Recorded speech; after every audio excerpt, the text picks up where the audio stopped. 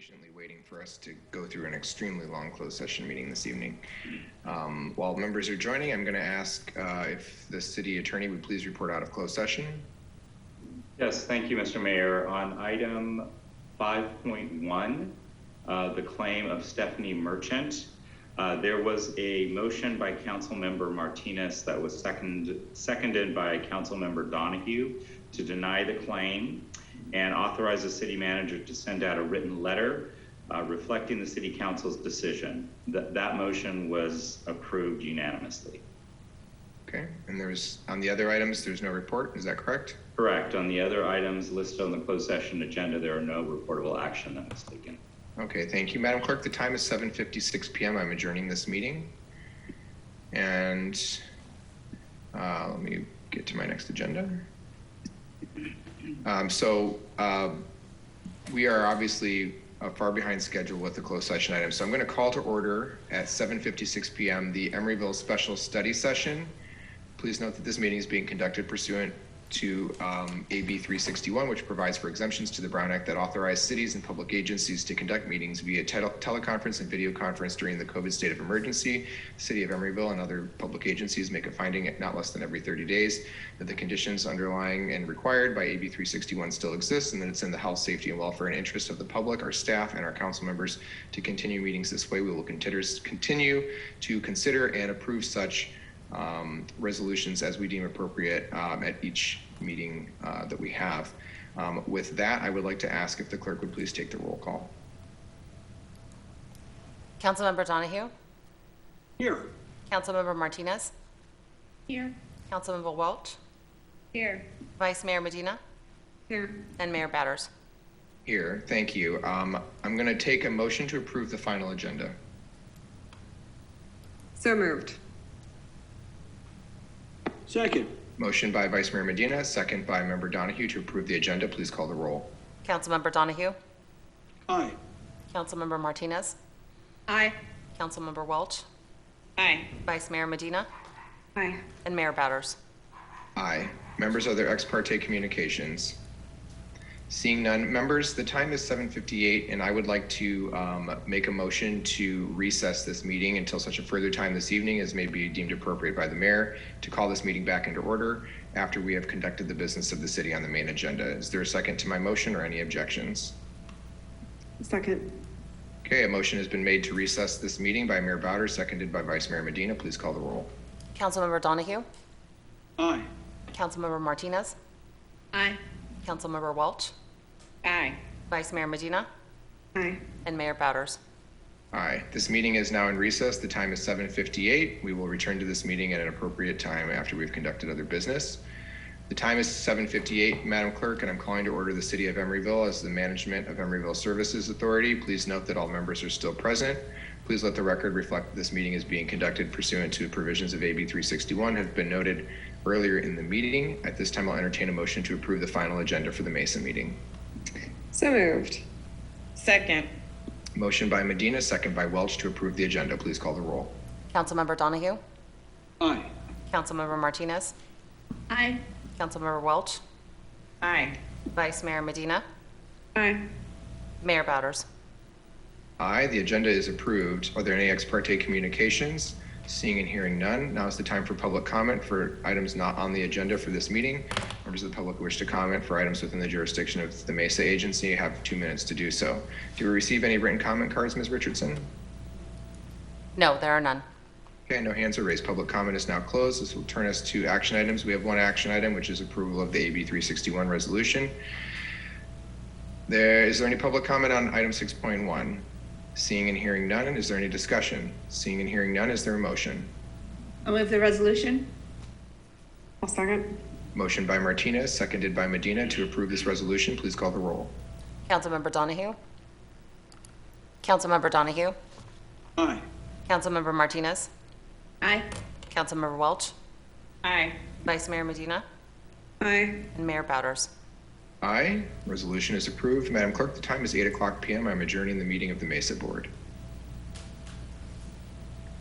The time is 8:00 p.m. I'd like to call to order the City of Emeryville, sitting as the successor agency to the Emeryville Redevelopment Agency. Please note that all members remain present. Please note this meeting is being conducted pursuant to the provisions of Assembly Bill 361, as has been noted and outlined in the prior meetings. This time I'll take a motion to approve the final agenda. So moved. Second. Motion by Welch, second by Donahue to approve agenda. Please call the roll. Councilmember Donahue? Aye. Councilmember Martinez? Aye. Councilmember Welch? Aye. Vice Mayor Medina? Aye. And Mayor Bowders. Aye, the agenda is approved. Are there any ex parte communications? Seeing and hearing none, now is the time for public comment. Members of the public who wish to comment on the subject matter jurisdiction of the redevelopment agency will have 2 minutes to do so. Ms. Richardson, did we receive any written comment cards? We did not. Okay, no hands are raised. At this time, public comment is now closed, and we'll turn to our consent calendar. Members, we have consent items 6.1 through 6.4. Is there any member who wishes to comment on, pull, or otherwise question an item on the consent calendar? Seeing and hearing none, at this time I'll entertain a motion. So moved. Second. Motion by Medina, seconded by Welch to approve the consent calendar. Please call the roll. Councilmember Donahue? Aye. Councilmember Martinez?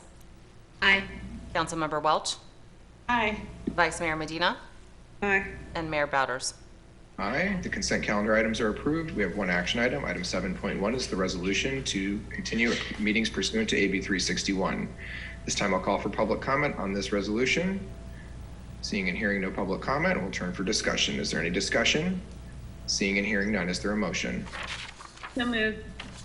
Second. Motion by Martinez, second by Medina to approve this resolution. Please call the roll. Councilmember Donahue?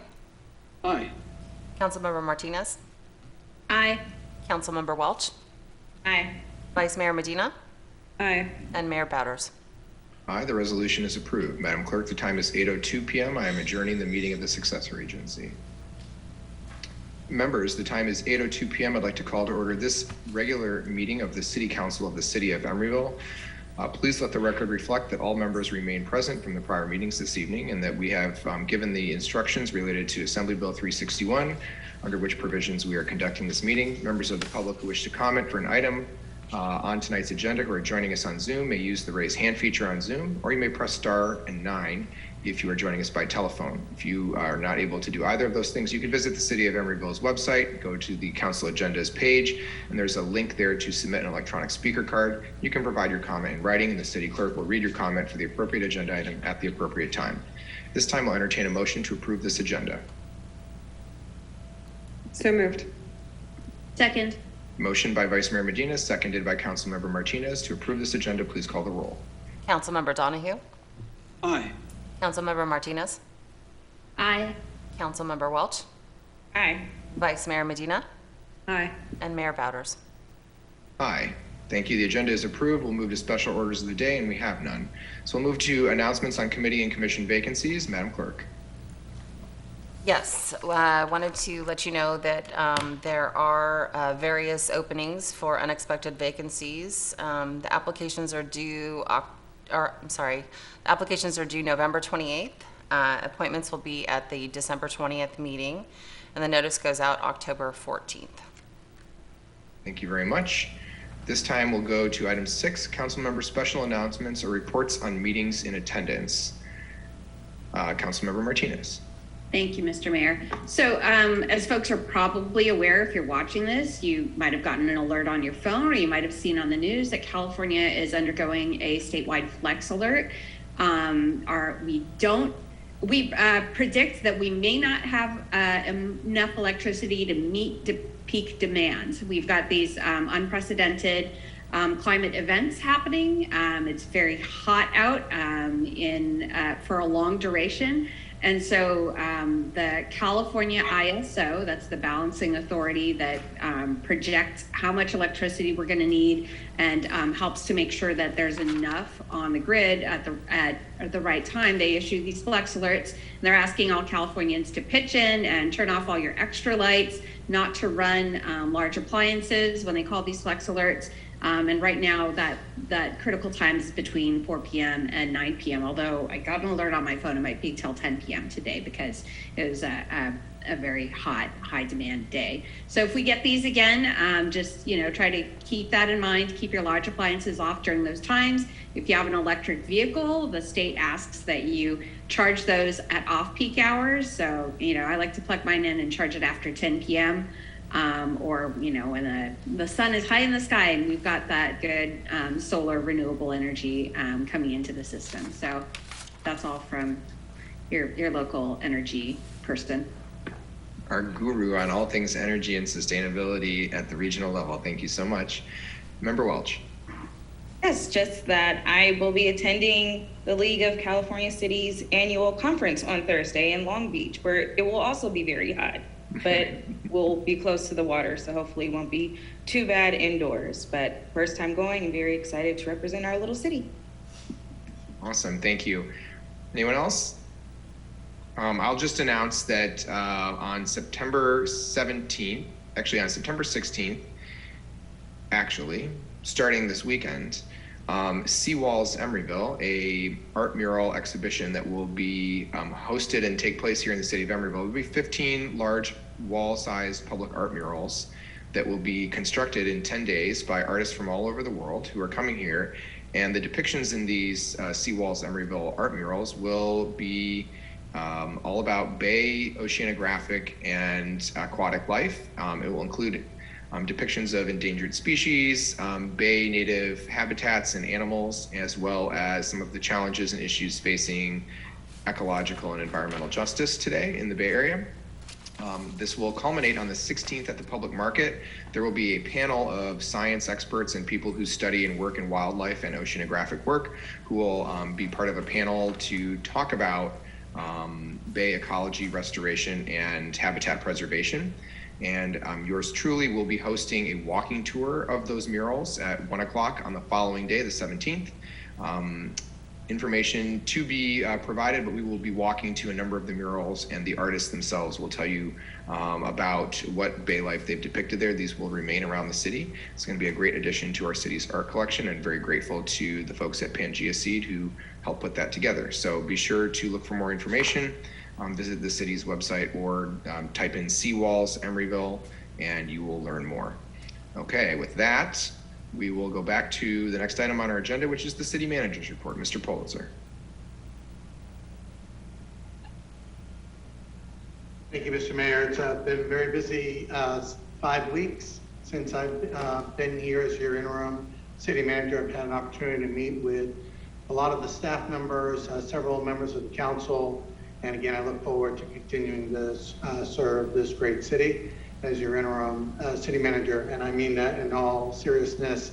Very impressive accomplishments that you folks have underneath your belt, and obviously projects that you are undertaking now. So I, again, am very pleased to be serving as your interim city manager and always available to answer any questions of the council.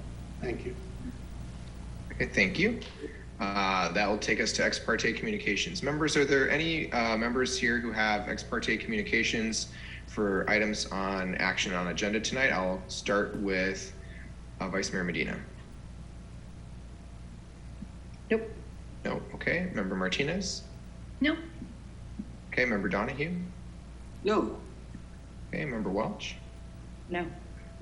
Okay, I do have a couple to report. On item 11.1, I have spoken with the owners of the Bureau 510 about their application for a cabaret license.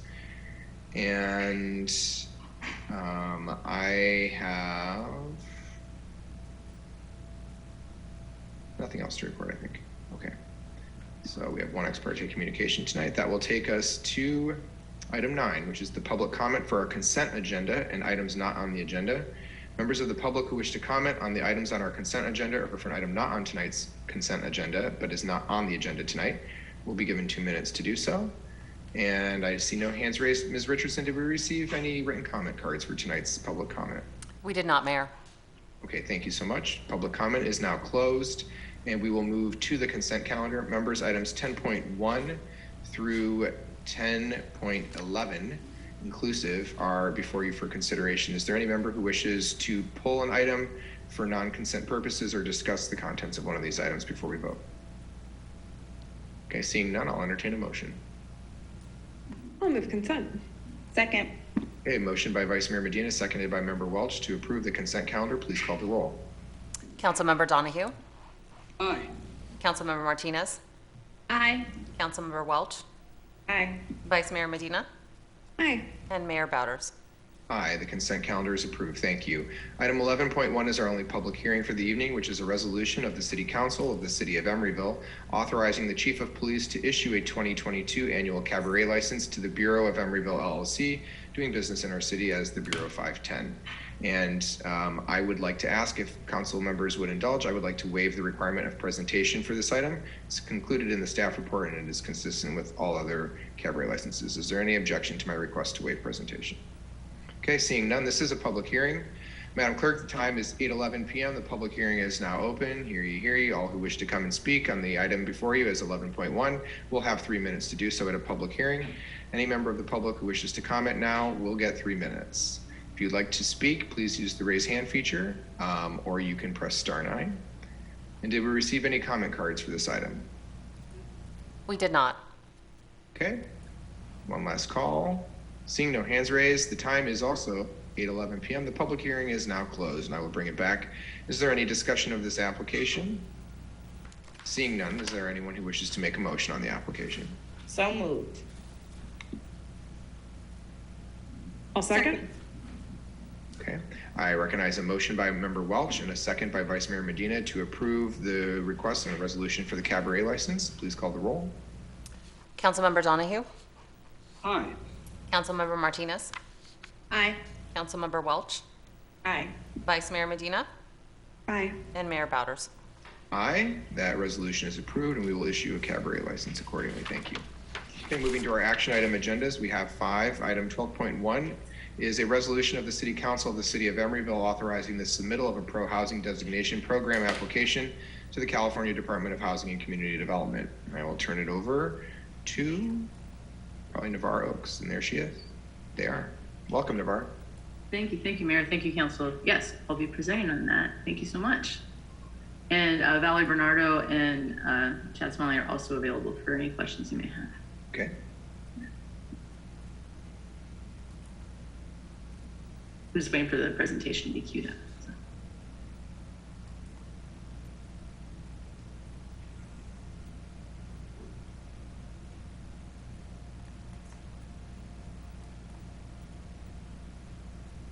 There we go. All right, sweet.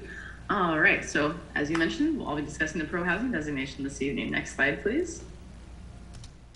Oh.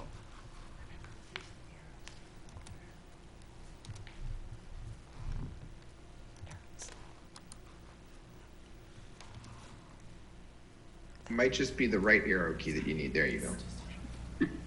Thank you. So the pro-housing designation program was created by the state in response to the housing crisis, and it identifies local policies that jurisdictions should consider to adopt to address housing needs and affordability that are statewide issues.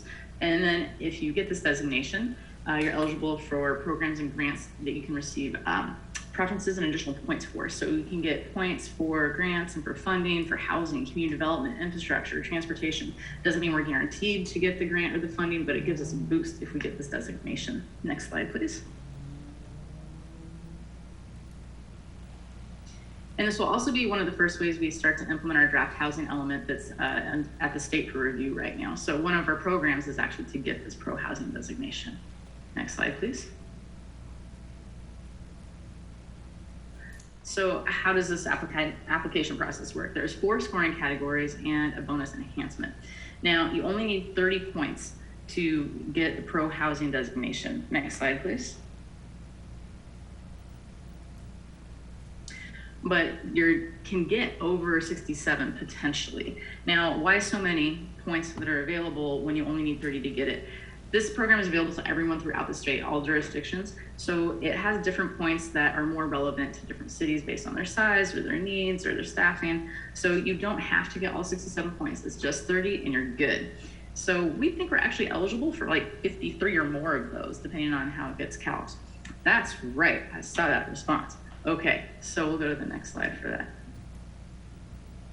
Okay, so I know this is a little bit jumbled, but what we're really focusing on here is the tallying of how we're trying to achieve these points. And if you look in the lower right-hand corner, you'll see that for the favorable zoning and land use category, we're hoping to get 15 out of the 16 eligible points. Next slide, please. And in brief summary, how do we achieve those points? Well, in our current housing element, we have over 150% of our RENA designation for sites. And then in our draft one that's under review right now, we also believe we'll have over 150% of RENA. So that will give us points. We don't have single family zoning. We permit duplexes. We have our own density bonus program that you can get more bonuses than the state one. And we also don't have parking minimums. We get points for all of those things we've already put hard work in for. Next slide, please. And so category 2 is how to accelerate the production of housing and the housing production timeframes. So staff thinks we can probably get 17 out of 19 points for this category. And if we go to the next slide, we'll talk a little bit about how we hope to do that. So like I said, this is about current policies and programs we have, and then also proposed ones for the draft housing element. We can get credit for current and proposed for the draft housing element. So we're developing objective standards. And we already have a coordinated permit review process between departments. We have a single planning application already, and we already publicly post status updates on our permits. We have our community development department monthly progress report that clearly says how and where different developments are happening in the city. Next slide, please. So the third category is the reduction of construction development cost. This one has fewer points available to it overall, and so we think we probably can get 6 out of 11 of these points. And let's look at how we're planning on doing that, what we think we're eligible for. If you could go to the next slide, please. So we're going to create an ADU application guide. That's one of the programs we also have for the draft housing element. So that will help people be able to understand the ADU process. And then also we can get points for measures that reduce costs for transportation related infrastructure. And we have Emery go round. We get a point. All right, next slide, please. And then for category 4, that's providing financial subsidies. And so we think we can get 7 out of 12 points for this. And if you go to the next slide for that. So we have our local housing fund, Measure C, and one of our programs for the draft housing element is to create grants or low interest loans for ADUs to help encourage the production of them. So we get points for all of those as well. Next slide, please. And then there's enhancement factors. So if you have policies and programs that are pro-housing, that work towards that aren't covered in the other categories, you can get points for that as well. You can't double dip, but if they fall under these other categories, you can still get points for that. And we think we can probably get 8 or more enhancement factor points as well. Now we don't need to stress about it because as you can see, we're already way above the 30. But even if the state doesn't agree with us on every single thing, we have some flexibility here. Next slide, please. So enhancement factors, we think we can get points for having our 10 guiding principles in the drone plan that help show that the city has one unified element and multifaceted strategy. And then our zoning, it already has transit hubs overlaid with density and FAR and mixed use to really promote housing development and provide opportunities for that. Next slide, please. All right, so how are we gonna get there? So well, back in May, city staff met with HCD and we talked about some terminology, clarified what they were really looking for some of the programs, made sure we understood each other's language and kind of oriented each other to the city and to the pro-housing designation program. And then in July, we took the same presentation before you tonight to the Planning Commission, and they gave a recommendation to council to approve the resolution you have before you tonight, and did the same thing in August for the Housing Committee. So after tonight, should you approve the resolution, staff aims to submit to the state before the end of the year. Now, the application process is actually pretty thorough, so we have to have proof of each and every point that we're trying to obtain. So we have to put a lot of data together. We have to put a lot of programs and policies together. So it will take some time to assemble, but we're hoping we can do that before the end of the year. Regardless, once we submit it, we have 60 days to, the state has 60 days to provide comments back to the city about how we can achieve the designation and if they agree with us or not. And then once we resolve any comments between the state and the city, then we can get the designation. So Sacramento so far is the only jurisdiction in the state that has received pro-housing designation, and it took them 6 months, just for reference, all right? Next slide, please. So what's our competition? What's going on here with these pro-housing applications? So 13 jurisdictions have applied so far statewide. As I mentioned, Sacramento is the only one that's been approved so far. 3 local jurisdictions have pending applications, and they all are still under review. So they've submitted in March and May, and that is current as of tonight. I double checked the website for their current status. Next slide, please. So staff's recommendation is that City Council review the staff report and the pro-housing designation score sheet that was provided and approve the resolution authorizing submittal to the state. And as I said, I'm here for questions as well as other staff. Thank you for your time this evening. Thank you so much, Navarre. Yeah. Can we take the share screen down? Are there any questions from council members for Navarre about the presentation we received before we go to the public? Member Donahue.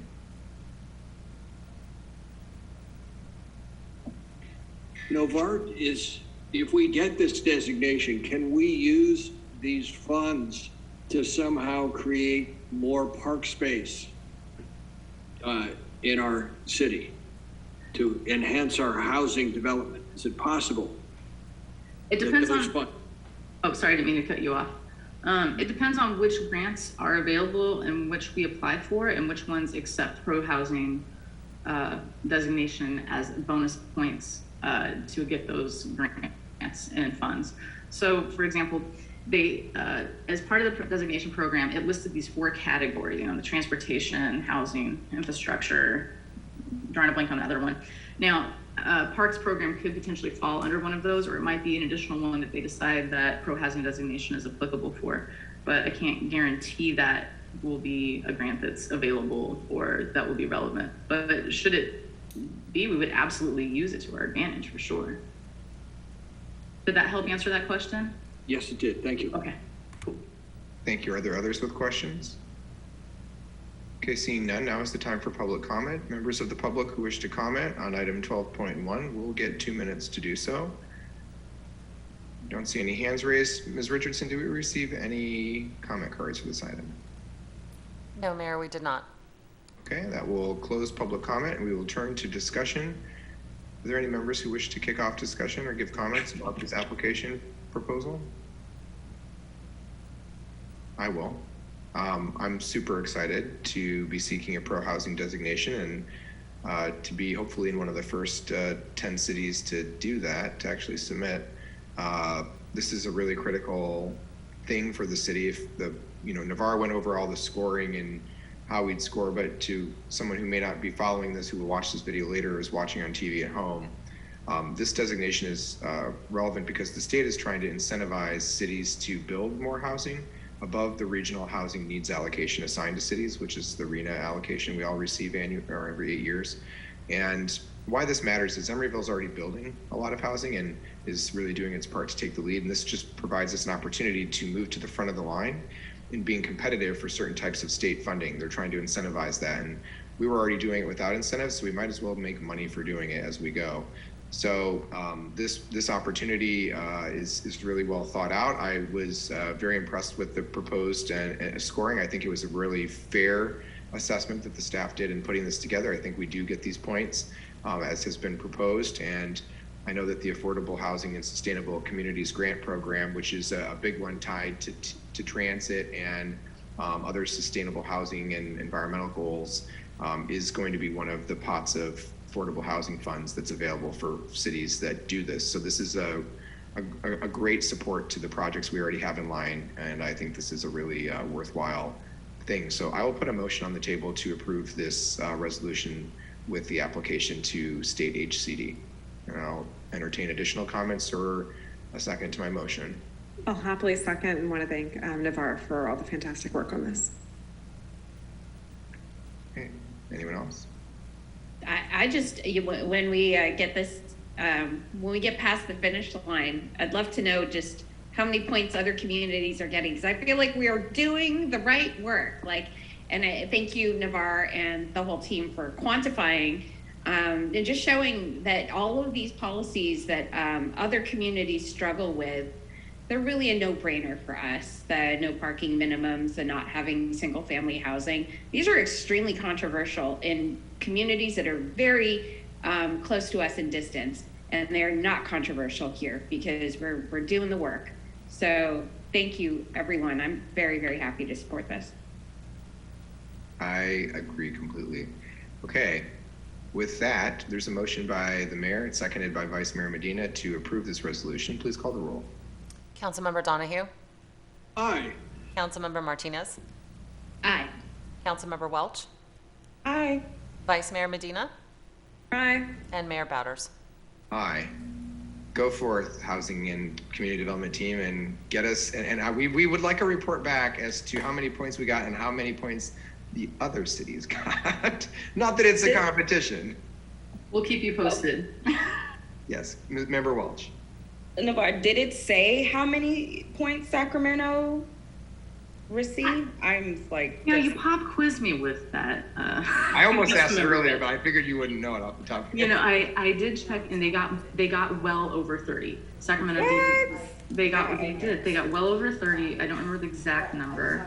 Maybe Yeah, no, another I've staff member got remembers it. off the top of their head, but I think that our projection is more. It's not that it's a Can I go in competition, but I believe that right now we are projected to get more points Yeah, than okay. Sacramento. That's did. what Now, that's kind of why I what went other out of it. jurisdictions are doing, I don't know. I can't tell you, but I'll be happy to keep you posted as we move forward with this process. Possibly like the most points of any jurisdiction. That would be like a thing That that would could be happen. We a do thing. set low bars in the city, right? So, So it I would be would, nice to be the first jurisdiction in the Bay Area to get that designation. I would just like to say, it's not a competition, but you know, I would it like is for to, me. I would like to call on Valerie Bernardo, who's going to tell us the answer to this question.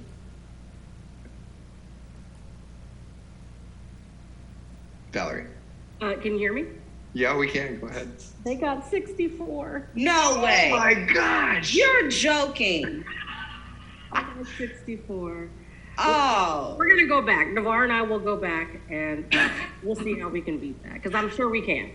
Well, we had that. There was that one category we were low in. I know. And there were things that we felt were low hanging fruit. You know, we knew we were far surpassing it. It's not that we couldn't go higher, but we'll go back and look again. well, also, I know one of the main ways they got those points was through enhancement factors. Yes. And That's calculating correct. calculating the enhancement factors is actually rather complicated. And I'm hearing loud and clear that you want us to seek as many points as possible. But that wasn't in my priority in preparation for this to see how many possible enhancement factor points we could fathomably get. I just wanted to ensure that we could actually get the designation. But we will seek enhancement factor points, but that's largely how they got it. They were able to compound their points, basically, is what's That was all those little plus signs, wasn't it? Yes, because Yeah. so there, I think I said there's like 9+ points. So each of those is a category.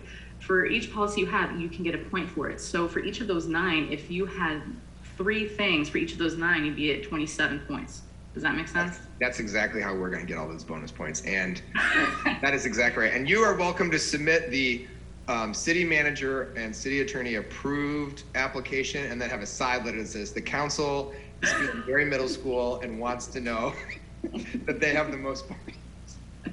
I really want to call Mayor Steinberg and be like, so you want to take a page from our book? Okay. So I also think it might have to do with HCD is in Sacramento, so they couldn't diss their own city. So that's just, I mean, I think that might be something had to do with it because I'm just 64 is a lot. That's a lot. Well, so would you actually have to request the points that you think you get, or do you just give it to them and they figure it out? No, you have to explain everything, which is why I was saying, we have a goal of submitting this by the end of the year, but it really will take a considerable amount of time to put the package together. It's not like oh, here we go, just take a look at it. Like we have to back up everything we're submitting for. And so if we're seeking additional bonus points, I just want to let you know, might take a little extra time, but if that's what you want, we'll go for it. I don't want to delay it, but I do want to say, don't leave points you think you can get on the table. How about that? I hear you. Got you loud and clear on that. Thank you. All right. And thank you for jumping in to support with the hand raised, Valerie. I'm going to high five you and send you back to the audience with the help of Ms. Richardson. And we are going to move on to our next item, folks. Item 12.2 is a resolution of the City Council of the City of Emeryville authorizing the city manager to purchase 5 2023 F-150 Lightning EV trucks to be used by the Emeryville Public Works Department in a total not to exceed $273,000 in change from San Leandro Ford.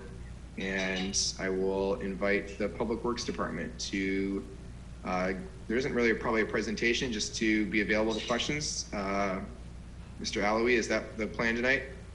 We did want to celebrate this a little bit. Okay. Our operations manager was recently hired in April. His name is Daniel Gonzalez, and he was really able to pull off a very big win for us. He essentially condensed a 4 to 5 months process down to a few weeks by finding this existing contract with Alameda County that got these trucks at the very end of the available ordering period, and only $1,800 over MSRP. And anybody who is familiar with the current car market, that is an excellent deal.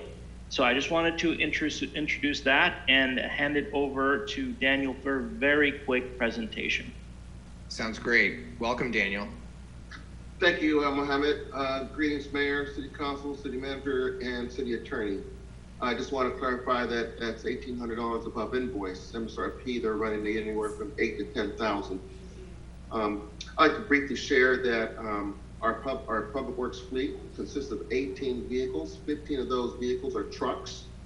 They are internal combustion engines that have a tailpipe high emissions. And the first slide is why EV, and that's what I'm talking to right now. This is to replace the oldest stock that we have, because they run from 2006 models, 2,500 GMC trucks, to 2016 trucks. Those consist of Fords, anywhere from F-150 to 250. And I like to mention that the 2006 GM no longer can get parts for some of these. Some of the parts the dealership doesn't have anymore. You have to go to a junkyard. So we like to retire the 2006 GMC 2500 fuel type is gas. With that, I'd like to introduce you to the Ford F-150 Lightning, which is slide 2. There you have it. We're going to order it in white, and it's all-wheel drive, and it's very spacious. It's 4-door, and it's all electric. And we could go on to slide 3.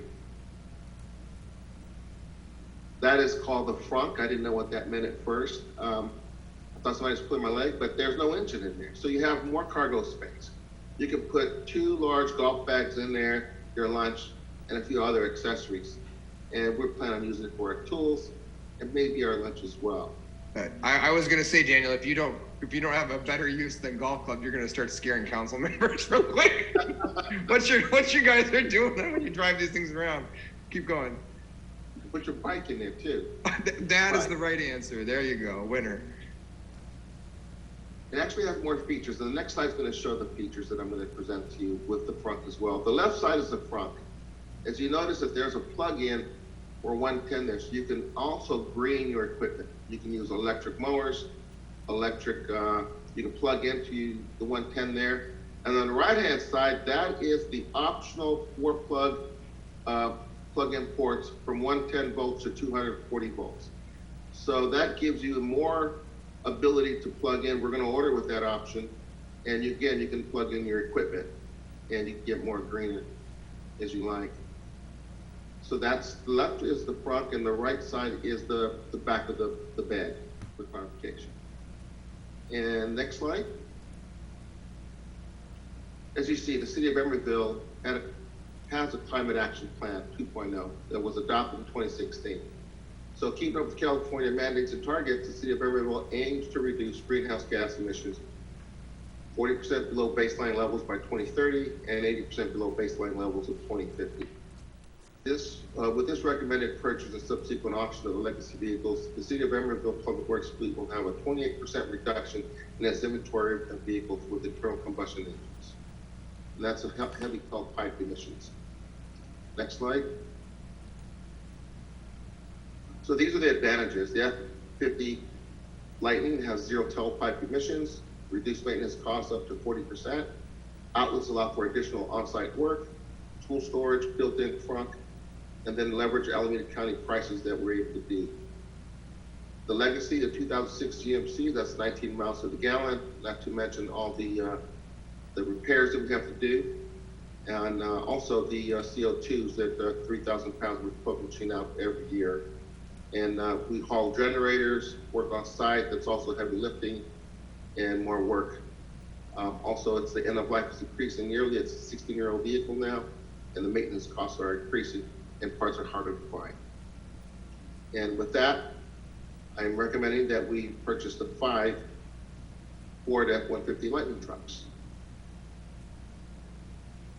Well, it is not often, Daniel, that I get excited about purchasing a truck of any kind, but I will say that frunk is the official word of the year now in the city of Emeryville. I have proclaimed it, so my vocabulary expanded tonight. So with that, do we have any questions for Daniel on the 5 F-150 trucks? Any appropriate questions? Member Martinez. I'm just wondering, I drive an electric vehicle. It has a frunk. It also has some additional safety features that, alerts that go off if a person is standing in front of my car, for instance, or a bicycle or a trash can. My car is very sensitive and I haven't dialed that back yet. But just wondering if you're aware of the visibility safety features of the Ford F-150. As, it does look like a tall vehicle. And I want to make sure that you guys are able to see the road. It's no more higher than what we have existingly with the F-250, and we have an F-350. It also comes with a backup sound, alert, and alarm. And also on top of the truck, we have a light system that's going to be yellow and white on one side, so that at night when it gets dark during the winter times, that we're going to have more visibility and they'll be able to see it more clearly. And as an additional comment, the newer cars come with automatic emergency braking in the forward direction and in the reverse direction. Okay, Member Donahue. Is the charging stations existing in the city, and can you get a full day's work for a full evening's charge, no problem? The first part of that question, we do have a charging station. We're planning to have another, and we do have citywide charging stations that we could use, and maybe get a credit card that we could use that. And second part of the question, can you repeat that second part? Can you get a full day's work? Yeah. Out of the truck? Yes, we have a 1 mile radius in the city. So for every kilowatt that you charge, which is a measure of energy, you get 3 to 4 miles. So if you were to get 180 kilowatts in a month, then you're also, you times that by the 3 miles, then it comes up to around the national average around 10 cents. So to your question, yes, we would have a fully charged vehicle to get through the whole day. Okay, great. Thank you. Others with questions? Okay, seeing no further questions, now is the time for public comment. Members of the public who wish to comment on item 12.2 and the proposed acquisition of 5 F-150s will get 2 minutes to do so. Do we have any public comment by card electronically submitted, April? No, Mayor, we don't. Okay, and seeing no hands raised, public comment is now closed. We'll turn back to the members for further discussion. Is there any further discussion that members have? Member Donahue? I think this is a great beginning for our city to transition out of fossil fuels. And I just think that the efficiency of being able to plug in and use electric tools on site around our city is going to help with our citywide maintenance. So it just looks like a double win. So I'm really pleased. Would you like to make a motion? I move that we approve these purchases. Okay, I have a motion. Is there a second? Okay, there's a motion by Member Donahue and a second by Member Martinez to approve this resolution. Please call the roll. Councilmember Donahue? Aye. Councilmember Martinez? Aye. Councilmember Welch? Aye. Vice Mayor Medina? Aye. And Mayor Bowders? Aye. Thank you. That's 5 votes in favor. Thank you to our Public Works Department and staff and Daniel for helping us get those new energy-friendly vehicles into service soon. We look forward to that. Hopefully we get a long life out of them as well. Item 12.3 is a resolution of the City Council of the City of Emeryville approving the 2022 amendment to the City of Emeryville's Conflict of Interest Code. And unless, April, you wish to give a presentation on this, I'm happy to waive presentation as it is an update consistent with state law. Is that not correct? Mayor Bowders, this is Sherry Hartz hijacking the mic for a moment. Just to say there is no presentation. Everything was explained in the staff report. This is merely our biennial cleanup of our conflict of interest code, as you pointed out. Thank you. Thank you, and nice to hear your voice. Thanks for being here. Okay, so members, are there any questions about the staff report or the update to the conflict of interest code? It's a standard thing we do every couple of years. Okay, seeing none, now is the time for public comment. A member of the public who wishes to comment on the conflict of interest code will get 2 minutes to do so for item 12.3. Did we receive any written comment cards? No, we did not, Mayor. Okay, public comment is now closed. We'll turn to members. Is there any discussion on this item? Seeing none, is there a motion? So moved. Second. Motion by Martinez, second by Donahue to approve this resolution. Please call the roll. Councilmember Donahue? Aye. Councilmember Martinez? Aye. Councilmember Welch? Aye. Vice Mayor Medina? Aye. And Mayor Bowders. Aye. It's 5 votes in favor. The resolution is approved. Member Martinez. Mr. Mayor, I just noticed this is actually an ordinance, so would it be appropriate that that motion was to read by title only? Do we need to do that? Thank you for the question. Since it's a resolution. Yeah, this is City Attorney John Kennedy. I actually thought about that, and it is a resolution. Is there, my apologies. I was reading over to the next item. My mistake. We'll save that for the next item. Yes. Yeah, I was like, I thought it said resolution. Sorry, I scrolled too fast as we were going through the agenda. That's okay. You were right to note that tonight we are in needing to pick up the speed a little bit. So let's move to item 12.4, which is an introduction and first reading of an ordinance of the City Council of the City of Emeryville, amending Section 2-2.201 of Article 2 of Chapter 2 of Title 2 of the Emeryville Municipal Code, regarding an increase in the city council member salaries. And it's listed as Ms. Hartz. Is there a presentation on this? There is a presentation. I'm happy to give it, a very brief presentation. Okay. I'll wait for April to pull it up.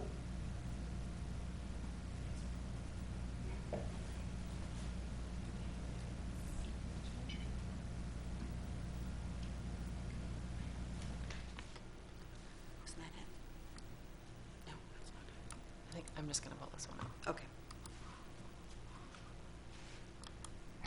So let me close my, good, thank you. So section 36516 of the California Government Code establishes the maximum compensation levels for council members based on the city's population.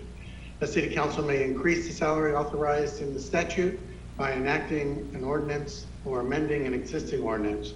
Further, any increase in a council member's monthly salary shall not exceed 5% for each calendar year from the operative date of the last salary adjustment, which is January of 2017. Next slide. The city council can increase council member salaries by up to 5% for each of the 5 intervening years since the last increase in 2017. This increase will be calculated as a simple equation of the percentage increase designated for each year and is not compounded, as you can see here in the graph, in the chart, and the chart was also in your staff report. Next slide, please. The new term would commence upon certification of the results following the November 8th, 2022 election, for which 2 council seats are being contested. Salary increases, if approved, would go into effect on January 1st, 2023. And depending on which percentage increase level council approves, the cost would be in the range of between $3,475 and $17,400 annually. Next slide.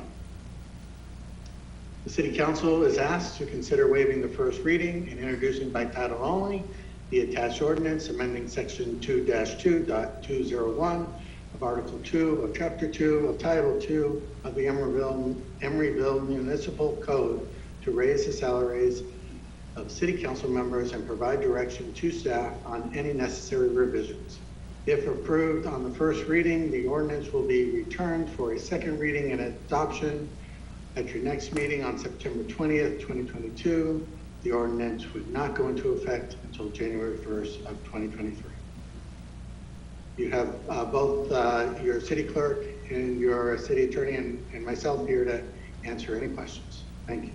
Thank you, Mr. Politzer. Are there any questions for staff about the ordinance or the proposed amendment? It's essentially just making a decision as to an amount between 0 and 5% for each of the last years that we did not have an increase, and that if under law, increase can only be provided prospectively after a new election and a person has changed his seat. So that's the discussion for the discussion. But are there any questions for staff?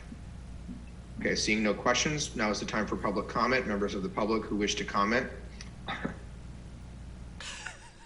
Bring that later. Members of the public who wish to comment on this proposed ordinance, we'll get 2 minutes to do so. And Madam Clerk, did we receive any written comment cards in advance of tonight's meeting for this item? No, Mayor, we did not. Okay, and seeing no hands raised, public comment is now closed, and I'd like to turn to discussion, and I will call first on Member Martinez. Thank you, Mr. Mayor. I believe I brought this item forward, and I have no skin in the game. I do not plan to be serving on Emeryville City Council in January of 2023. And therefore, I feel really, I've got solid ground to say you have to maximize the increase. The 5% increase, I think, is absolutely necessary to compensate the city council for the many hours that they put into this position, and to continue to attract good candidates. I know we've got some folks who are considering or who are running for city council right now, and I think it's important for us to acknowledge the amount of work that it is, and this is part and parcel with that. I think we're a bit underpaid for what we do. That's not necessarily why we do the job. This is the most gratifying job that I've ever had, and the best colleagues I've ever had, including all of our colleagues on city staff. But it's, when comparing the day jobs that we all have with this volunteer position with a stipend, I know which one of those jobs pays my mortgage, and I'd rather not have to think about that. And, so whatever can make a dent into that equation, I think would be helpful. So I'm advocating for the full 5% increase. Thank you, Member Donahue. I'd like to second everything that Diane just said, and I think it's an investment in our city's future that's important. Making sure that we have good people running in the future, they get enough compensation that they can take the job seriously, and so I think it's important. Thank you. Is there anyone else who'd like to comment? Member Medina? Yeah, I support maximizing the pay increase. I think that for a lot of people, running and serving in a public office is like a daunting thing. None of us actually want to calculate out our hourly rate based on the time we put into this job. That would not be mentally beneficial for anybody here. So I strongly support this. Again, I think I echo what Member Donahue just said. It's an investment in our city's future. Thank you, Member Welch. Well, I'm new here, relatively speaking. I'm surprised you all went so long without a raise. I mean, just, again, this being my first, not even full year, this is a lot of work. And you all have balanced so much for so long. You're underpaid. I mean, I'm included into that, but you all have been way underpaid for a long time for all the work that you do in the community, for the city. Getting to know the four of you over the last 9 months in depth and everything that you do outside of just our council meetings, it's well overdue. And I do have skin in the game, but speaking from someone hasn't been here as long, you all have deserved so much more for a lot longer time. So I don't know, I forced maximizing the increase. Thank you. Is there anyone who'd like to make a motion? Please note that you can and need to make a motion for each of the 5 years because it's 5 blanks. So we can't just have one percentage. We need to have a percentage by year. So if there's someone who'd like to make a motion to do that, that would be helpful. So you're giving it each year or you're giving a different number each year, however you're I'm doing going to it. wait for Diane to do it, and then I'm just going to second. That's my game plan. Yeah, would it be appropriate for me to make the motion for 5% for each of the years indicated on the staff report? That would be, motion. yes. Okay, so there's a motion from Member Martinez to fill in each blank in the draft ordinance with a 5% figure, the maximum. And I'll second that. there's a second from Vice Mayor Medina. This time I'll ask the clerk to please call the roll. Oh, I'm sorry, do we read by title? Let's do that. Let's actually, would you like to have a different motion right now? Well, yeah, let's hold that motion and I'll move to read by title only. Okay. I will second the motion to read by title only. So we have a motion by Member Martinez and a seconded by the mayor to read this ordinance by title only. Please call the roll on that motion. Councilmember Donahue? Aye. Councilmember Martinez? Aye. Councilmember Welch? Aye. Vice Mayor Medina? Aye. And Mayor Bowders. Aye. Okay, please read by title only. Ordinance of the City Council of the City of Emeryville amending Section 2-2.201 of Article 2 of Chapter 2 of Title 2 of the Emeryville Municipal Code to increase City Council members' salaries. Okay. All right, at this time, I'll just confirm there was a motion by Councilmember Martinez, seconded by Vice Mayor Medina to authorize in the ordinance 5% each year for the 5 years listed in the ordinance. Please call the roll. Councilmember Donahue? Aye. Councilmember Martinez? Aye. Councilmember Welch? Aye. Mayor Medina, Vice Mayor Medina? Aye. And Mayor Bowders. Aye. Thank you. That will conclude item 12.4. Item 12.5 is the resolution of the City Council making the required findings for continuation of remotely held meetings pursuant to Assembly Bill 361. The presentation is that there is still a governor-ordered state of emergency and that the City Council can and its agencies can find that for health, safety, and welfare reasons, it's in the interest of the public, ourselves, and our staff to continue remote and teleconference meetings. Is there any member of the public who wishes to comment on the AB 361 resolution? And did we receive any comment cards, April? No, Mayor, we did not. Thank you so much. This time I'll turn to discussion, public comment being closed. Is there any discussion of the AB 361 resolution at this time? Seeing none, is there a motion? So moved. Second. Okay, I have a motion from Member Martinez and a second from Member Donahue to approve this resolution. Please call the roll. Councilmember Donahue? Aye. Councilmember Martinez? Aye. Councilmember Welch? Aye. Vice Mayor Medina? Aye. And Mayor Bowders. Aye, the resolution is approved. Members, that brings us to item 13, which is our department head reports. And I'd like to invite Community Development Director Charlie Bryant to come up and give us his report.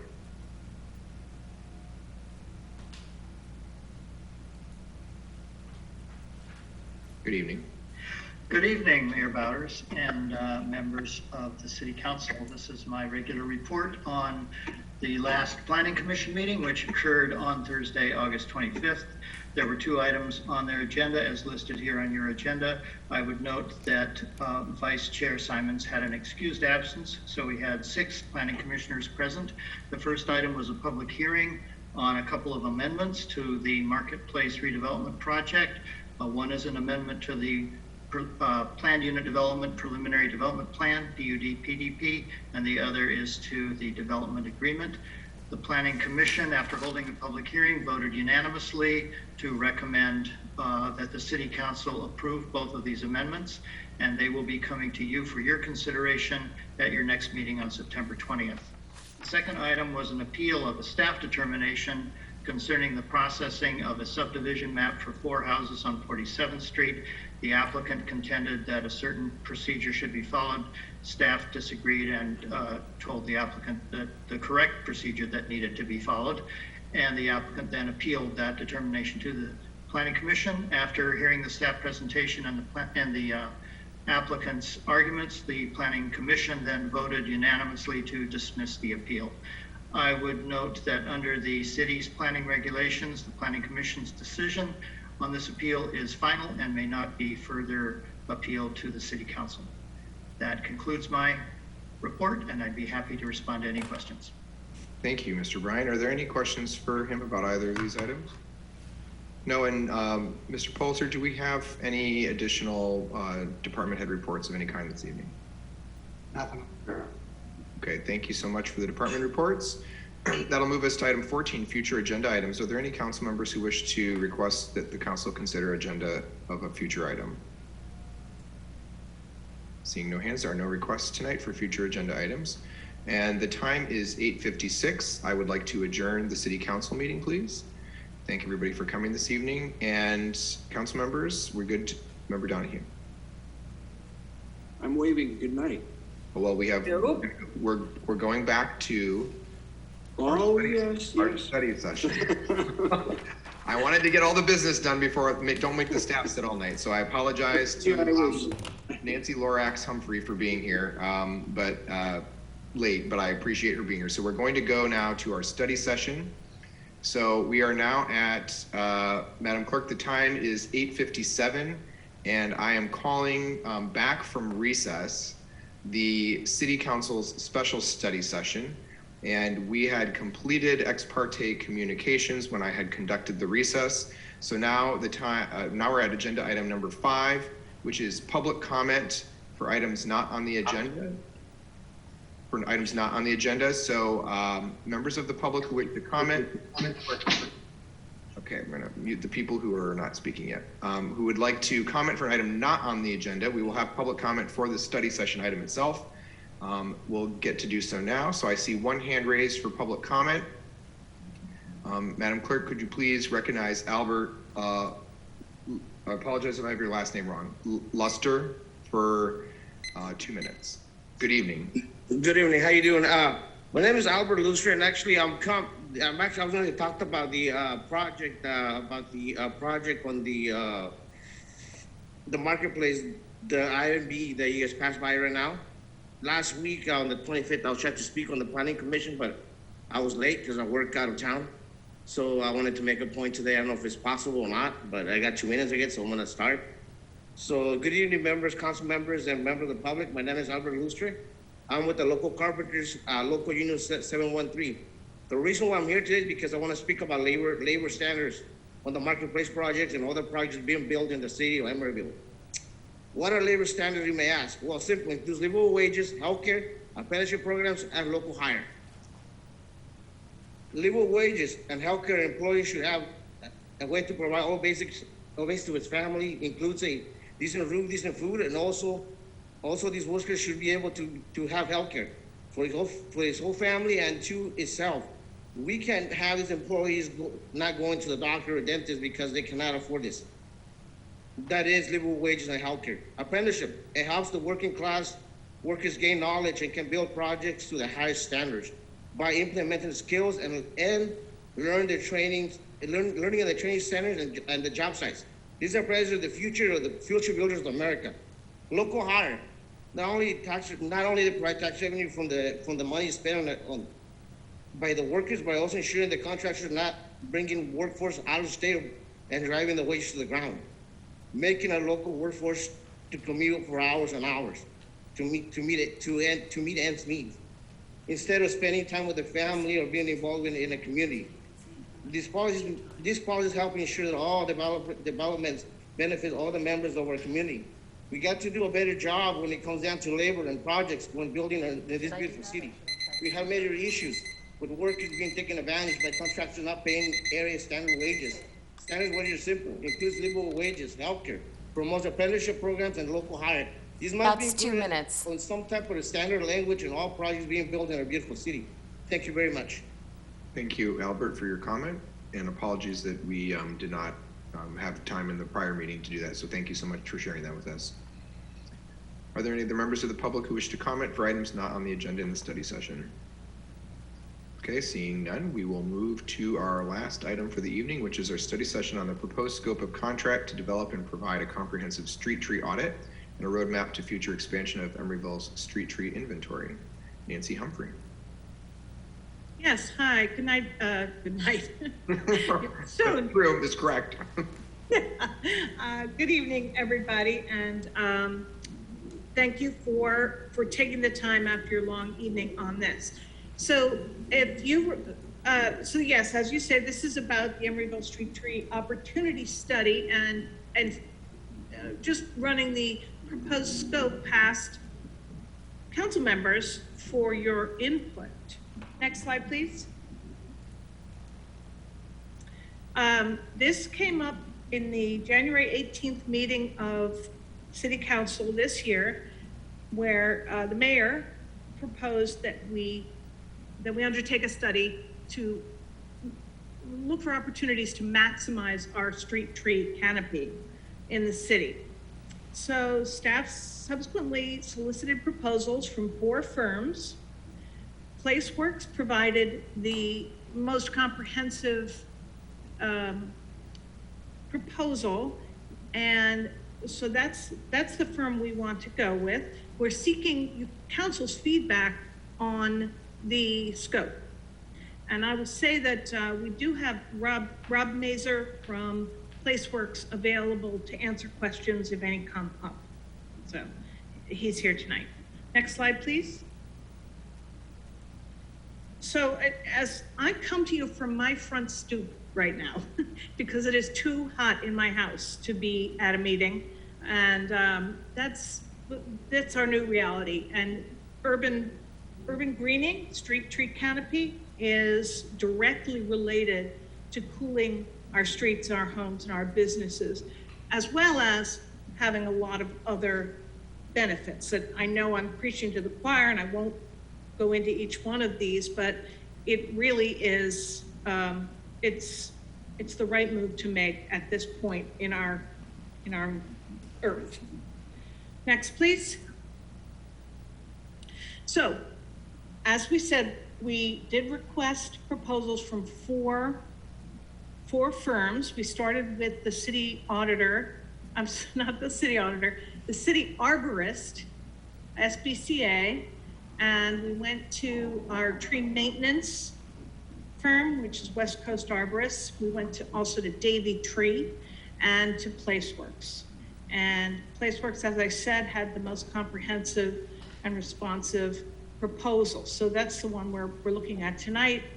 And as I said, we want your input on the scope and any changes or additions or edits. Next, please. So the proposed scope boils down to GIS street tree inventory and mapping. So we have a street tree inventory now from our tree maintenance firm, West Coast Arborists, and it does identify empty tree wells. So this map would include all of that, and it would identify opportunities for more trees. That would include detailed information that I'll go into on the following slides. It would then give tree recommendations, species recommendations for different settings and planting guide. And the scope also includes 2 meetings with council to either, report on or get feedback on progress. Next, please. So the sort of the underpinning of the whole thing is this sidewalk and opportunity sites inventory, which would include both empty tree wells and potential sites that don't have tree wells, either that are on our sidewalks or that are opportunities for bulb outs or curb extensions, like the ones in these photos. There are a lot of ways we could optimize the right-of-way, especially in conjunction with a development project or major road realignment or another large project. So this product would give us the information we would need to talk to a developer about what's possible on the street frontage of their development, for instance. Next, please. It would then analyze and rank the opportunity areas. And some of the things that would look at are sidewalk width, width from curb to end of the right-of-way, any overhead utilities, street furniture, driveways, to give us a realistic look at what's possible. Spacing of trees, and it would map those opportunity areas and rank them so that there would be low-hanging fruit and things that would be maybe part of a bigger project. Next, please. The deliverables would be a listed map book of ranked opportunity areas, both in the existing sidewalk and via curb extensions or bulb outs. It would be a web-based map application with filtering ability and data backing it up, and a GIS shapefile we could add to our city GIS library. It would also give us information on tree planting and care by species and size, what the spacing, water use, soil requirements, initial care, etc. And I also know Navarre is here, and because one of the elements that we are addressing in this proposal is the need for objective standards, and these standards would be designed to meet that need so that we wouldn't have subjective standards for developments. If you have questions about that, Navarre is here to answer any of those. Next, please. And the project timeline is estimated to take 5 to 7 months. So it's not a long project. It could be done and ready for the next opportunities to be seized by next spring, summer, or then in next fall's planting season. So that's all I've got here for you, and I'm looking for feedback and input on that scope. Thank you. This is a study session. I'm going to call for public comment first, and then we can go to questions and discussion. Now is the time for public comment. A member of the public who wishes to comment or provide feedback on the study session, seeking input on the scope of a contract with PlaceWorks for an urban tree study will get 2 minutes now. And did we receive any written comment cards in advance of tonight's meeting for this item? No, Mayor, we did not. Thank you, April. So public comment being closed, we'll turn to discussion. I'm happy to kick it off if folks are okay with that. As was mentioned, I really am grateful to the City Council. At the start of this year, I tried to think of the last time I asked for a large future agenda item was, and this is the one I requested for this year, and I really appreciate the council supporting this moving forward. As someone who walks and bikes and is just present in the city on a daily basis and visiting all parts of the city, one of the things there's a couple things that have troubled me. One of them is the growing problem Bay Area wide with trash and the need to address waste and waste removal. But the other has been the loss of street trees and the loss of an urban canopy. And I can't impart, and I'm not trying to wax poetic, I can't really impart upon people what it's like to spend 22 days in the woods.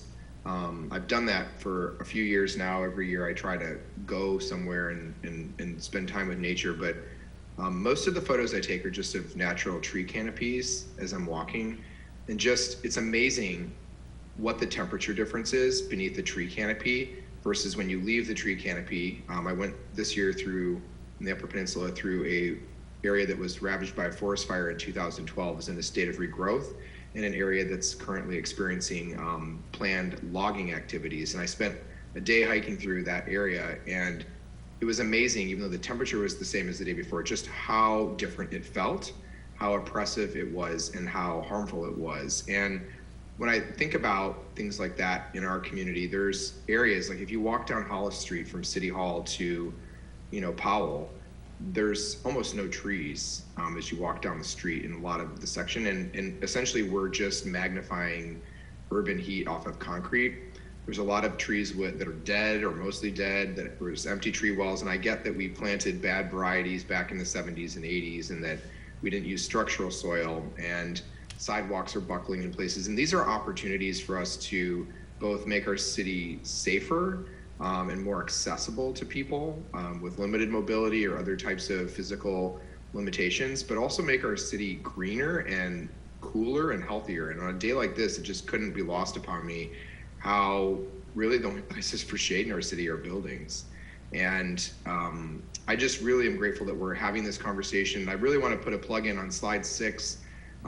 You had an image on the far left side of slide 6 where there was essentially this large circular bulb out into the parking lane, and there was a tree in the middle of it. That is an underutilized solution for streetscaping. It basically claims parking space back, so we're not keeping street space permanent. But what it also does is it removes one of our problems, which is trees in the middle of our sidewalks. So our sidewalks are like 4 feet, 5 feet wide in some places, and you can't push a stroller, or a person with a wheelchair couldn't move through it. And I really think that if we did a comprehensive study of all the places where we could add trees and even remove trees that are dead or empty tree wells and move them out into parking spaces and give people more accessible sidewalks, we improve walkability in our city, we improve the canopy, we remove some parking space, and we green our city at the same time. It's all good for us. And I'm very excited about the scope of work that's been provided here for us today. And I'm grateful to Nancy and the staff for putting this together, and want to hear what other council members think at this point. Member Donahue. Trees take time to grow, and the knowledge that we're going to gain, I just don't want to lose. Does the software that we're buying give us long-term access to this? And what if their system is purchased by another company? In other words, do we get to keep all of our data in a comprehensive, good way for our city, no matter what, going forward? Well, I can speak to certainly the GIS layer, and the written materials are certainly ours. Robert, do you want to weigh in on the location or ownership of the web platform? Yes, indeed. Okay, so I am Rob Major. I am the GIS director at PlaceWorks, and I'm happy to speak on this issue. So the software that we're using is ArcGIS Online, is where all of this will be hosted in the web map. So the city, and someone can correct me if I'm wrong, but uses Esri ArcGIS software already, and already has a license for this software. So it's not something that is new or that will go away once the contract is over. It's the software is used pretty much by, 80% of cities, I would think, within California, if not more. And it's all built on that platform, and you already have a license for ArcGIS Online, so it's not something new that is proprietary for PlaceWorks. It's run by an international firm, which is Esri, which you may or may not be familiar with. But okay, thank you very much. Appreciate the answer. Yep, no problem. Thank you, Rob. Mm-hmm. And yes, we do. We do use Esri. We use ArcGIS Online already, so we would have consistent access there. Others with questions? I have a question about the map book. The 50 maps, is that just a standard package that we purchase and so it's scaled to 50, or is that because the city geographically just happens to neatly break up into 50 map areas? A good question. It's another one for you, Rob. Yeah, so I think I just did a quick it's not going to be exactly 50, but if you break the city into 50 scale math, which is 1 inch equals 50 feet, it approximately, the map book is about 50 tiles. So, we may tweak that a little bit. When I did the City of Oakland sidewalk inventory, which included a tree inventory, I think we had 260 some odd map books, but we had 50 scale and 25 scale, which was 1 inch equals 25 feet. So I think we'll play with what works best, but I think my initial assumption was based on a 50 scale map book. So that's where that came from. Does the analysis that you're going to do consider or contemplate tree variety in terms of location from the other types of GIS information we might have related to bay proximity or water table proximity or other things like that? Or does it simply just contemplate spatial issues as it relates to where a tree might go, but without further consideration for tree sustenance or livability? I think those will be a part of the attribute table as well, like the soil capabilities. And like I said, I'm the GIS person, so I don't understand what our landscape department or the arborist is doing. But it's my understanding we're going to also look at what for these different areas and these different tree wells or open areas, these opportunity areas. What is the best species for this based on the soil types and, like you said, some things like water table or the height of overhead power lines or the area they need to thrive. So there will be that amount of analysis will be done for each area to determine what the proper tree for that or set of trees or the various types of trees that would thrive in that specific location. Okay, and then oh, sorry, go ahead, Nancy. I just wanted to add that PlaceWorks included the services of our city arborist in their contract so that they will be consulting with our city arborist who knows our city and its microclimates already very, very well. Okay. The next couple of questions are just one, we have sidewalks and streetscapes as potential places, but did we also consider the opportunities for additional trees in existing open space? I can answer that and say that for this proposal, I focused on street trees, so not within parks. And the proposal actually, at my request, goes to the police station on Powell, but not further west of that. Mm-hmm. Does the whole city except for west of the police. And that's, again, based on this idea of urban canopy and street tree rather than, adding the trees in the marina got us to a lot larger number for the proposal. Okay, and then my last question, you may have a similar answer, but I think it's still worth asking is, I've always felt that the right-of-ways that the city has or has in partnership with private entities along the railroad track are places that can and should be considered. So I know that the greenway that's going to be built as part of the Emery project, one of the conversations I had as a member of the Park Avenue Residents Committee when I was on the group negotiating the community benefits back in 2016 was we talked about a tree-lined railroad track, which serves as an environmental air quality buffer and noise buffer. It also does a number of other things. There was a lot of interest in some circles about bringing back California redwoods, which are native to this area and actually have historically, I know climate change is affecting that, but thrived in parts of this city and some do thrive in this city.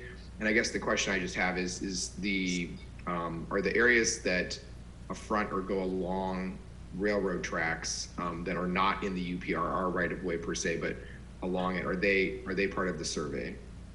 They were not conceived to be part of the survey, but this is exactly why we're here. If council directs us to include that, we can ask PlaceWorks to amend the proposal for that.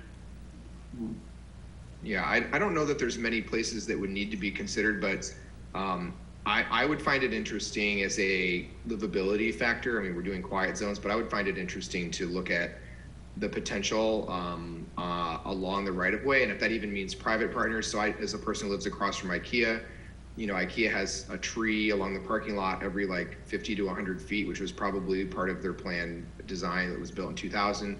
But, if there's an opportunity to put like a whole row of trees there, and that would have some sort of environmental quality or whatever, like IKEA is a company that calls me every 2 months and says, what can we do to help livability and environmental issues in the city? And I would love to tell them like, well, you want to plant 50 more trees along the back of your property, things like that. So I'm just wondering if that is something that council thinks is a worthwhile addition, or no, if that's something we don't need to put into this proposal. Because those are my two things. One was whether open space should be added, and the second was just railroad along the railroad right of way. If other council members have a thought, welcome to weigh in. Scott. It is really a livability issue. I don't know whether this venue could work with private landowners. I mean, maybe we could include it in as the survey. It might be influential in really improving our urban reality, because we do have along the tracks represents probably among the largest amount of trees that we could have in our city going forward. So that seems significant. And I don't know, I think that would make a difference if that could be a part of the study, but I don't know how much it would increase the cost of the study or what that would mean to. Well, we would ask them to go and come back with, this is a study session. We could say, go and price that for us and we can see what it looks like. Yeah. Is that okay? Yeah, I think, we're more than happy to do that for sure. I mean, since it's all part of I don't think the cost is going to increase all that much. It probably would be barely noticeable in the grand scheme of things, but I just need to assess the miles of the area we need to assess, and just speak with our landscape architect about that a bit to see what else it's going to take, what more it's going to take. Okay.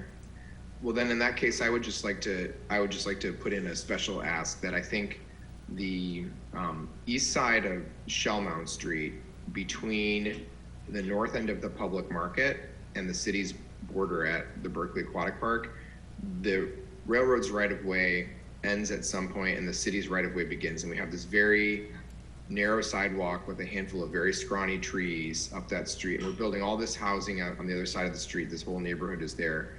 And yes, we're doing quiet zone stuff, but I just also think there's a lot of scientific evidence about what looking out at trees does to children's like well-being and like their sense of calm and presence. And I just think looking out at like a pile of rocks with a fence through the middle of it is just not what I would want for any child. And so for me, I would really like there to be some just additional focus on that side of the street, and what could be done along it. And then likewise on the other side of the track between the post office and again 67th Street, there's probably a combination of like private property lines that abut and whatever, but it's all just rocks and gravel. And I can't help but thinking it's just a lost opportunity to put a tree corridor. I used to ride a train every day in Chicago to my job, and it was just flush with trees on both sides that you just took the train through this just totally green corridor to work every day. And it's possible to build something that's pleasant for people. It enhances the transit experience. It enhances the neighborhood's feel for itself. It just creates a different type of community. So if we can examine what it would take to just further look at the train corridor and how stark it is and its opportunity along it to improve green in our city with this other stuff we're doing, I would just be grateful for that, to hear what you think about what that would change for the contract. I see Scott agrees and Diane agrees. Okay, so that's not a problem at all. I know the area well, so I can fully understand what you're saying there. So. Yeah. Okay. John, yeah. I think one thing we'll look into when we work with PlaceWorks on the right-of-way information along there is also the Ashby overpass plans. Because I don't want to put a beautiful redwood that they're going to cut down in a few years. So I just wanted to say that we can follow up on this, and we'll be looking forward to changes that we can anticipate as well. Sure, and I appreciate that. I'm not looking to put them up at Ashby itself, but I do think along the road coming down, there's opportunity. The other thing I would just add is I don't want to get ahead of us, but Transportation Committee has reviewed the active transportation plan a couple times, and the council hasn't approved it yet because it's not back for us for finality, but it will be at some point. But there is a proposal in what we approved staff to go forward with to remove Lacoste Street as a street, because that bike ped path will land from the Ashby interchange at 65th and Lacoste. We wanted to turn that into a trail, a pedestrian and bike trail instead, and have it come down along our side of the tracks to get people to Christie Park. And I would just, it's a very wide street that doesn't get any use almost at all. It doesn't go anywhere really. So just looking at that street, the opportunities for trees as part of a potential ATP or future CIP item, trees in that corridor and what would or would not work in that space, I think would be helpful, because I think the council is envisioning what could be done there as well. And then, Okay. Yeah. You need to find that space again, unless. Yep, it's between 64th and 65th streets. It's the street, Lacoste Street. Okay. Doesn't have any driveways or anything. It runs right along the east side of the I-80 freeway, and the foot for and Nancy will be able to help show you where it is, but the foot for the future bike ped bridge from across from the Bay Trail will land at that corner up there. And the council's plan and the ATP proposed right now or the committee's plan is to remove that street and turn it into a bike ped trail with like a fitness equipment, something Member Donahue has asked for in the past. We've talked about how to turn that into something that extends the trail into our neighborhood on the Christie Core. And I just think talking about what could be there for trees and understanding what's under the ground and how those would interrelate would be helpful. That's great. Thank you for that. Mm-hmm. Anyone else? Very excited to add trees, let me tell you. Okay. Well, if there's no other comments, Nancy or Rob, do you have anything else that you'd like to ask or get feedback on? I'd like to ask if you're giving us guidance to add some scope that Rob thinks might not be too much. Mm-hmm. Would you like us to come back regardless, or go forward if the additional cost is not over X percent more? You know, is there a trigger at which we would come back or not come back with the new proposal? Well, it's a study session, so have we approved an amount anyways, or how is that going to work? We have not approved an amount, no. So my idea would be, I guess my question is, do I come back with a contract, or do I come back with essentially another action item on the scope? I understand. Thank you for that. Why don't we give that discretion to the city manager? And if the city manager thinks that the increased cost is acceptable, he can recommend putting it forward. And if he thinks it needs additional feedback, we need to two-step it, we'll two-step it. Sounds good. Thank you so much. So we'll trust Adam and Nancy to work with Rob and Placeworks to put together that additional information, see what the difference is, and we can bring something back to council. What would be the anticipated timeline? Would this be an October item, hopefully? I think we could turn it around pretty quickly. It's a pretty comprehensive proposal. If it goes past the second meeting of October, we'll let you know ahead of time what the delay is and when we anticipate. Great. Does that work for everybody else? Everybody is yes. Okay. All right. Thank you, Nancy, and thank you, Rob, for your time. Thank you. Thank you. You're very welcome. Madam Clerk, the time is 9:28. This study session is adjourned. And now, Member Donahue, you can really peace out. Okay, good. I'm going to tell people that you made us sit through a 3-hour study session.